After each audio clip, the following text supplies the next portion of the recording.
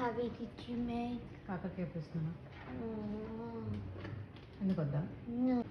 No, make egg curry. Okay, మీరు wait చేయండి, నేను ఎగ్ కర్రీ చేసి ఇస్తాను. ఓకేనా? Okay.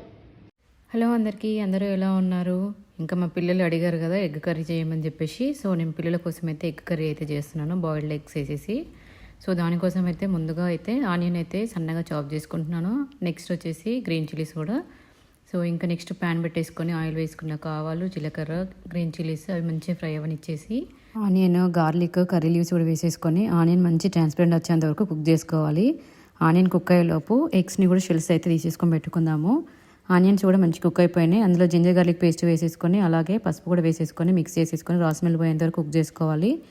నెక్స్ట్ అది కొంచెం రాస్మెల్ పోయిన తర్వాత టేస్ట్కి సరిపడినంత salt, chilli powder, coriander powder, garam masala వేసుకొని మసాలా మంచిగా ఆయిల్లో ఫ్రై అవ్వనివ్వాలి. అది కొంచెం ఫ్రై అయిపోయిన తర్వాత ఇందాక తీసి పెట్టుకున్న ఎగ్స్ని కూడా వేసేసుకొని మసాలా అంతా పట్టించేయాలి. ఒక 2 minutes లో ఫ్లేమ్లో ఫ్రై అవ్వనిచ్చేసి నెక్స్ట్ ఒక చిన్న గ్లాసు వాటర్ యాడ్ చేసేసుకొని గ్రేవీ మంచిగా థిక్గా అయిపోయిన తర్వాత ఫైనల్గా కొరియాండర్ వేసేసుకొని స్టవ్ అయితే ఆఫ్ చేసేసుకోవచ్చు. అంతే, యమ్మీ ఎగ్ కర్రీ అయితే రెడీ అయిపోయింది. ఇంకా దీనిని రైస్ కాంబినేషన్లో, చపాతీ కాంబినేషన్లో ఎలా తిన్నా కూడా బాగుంటుంది. ఇంకా నేనైతే ఇప్పుడు మా పాపకైతే సర్వ్ చేశాను. తను ఎలా ఉందో టేస్ట్ చేసి చెప్తుంది ఇప్పుడైతే.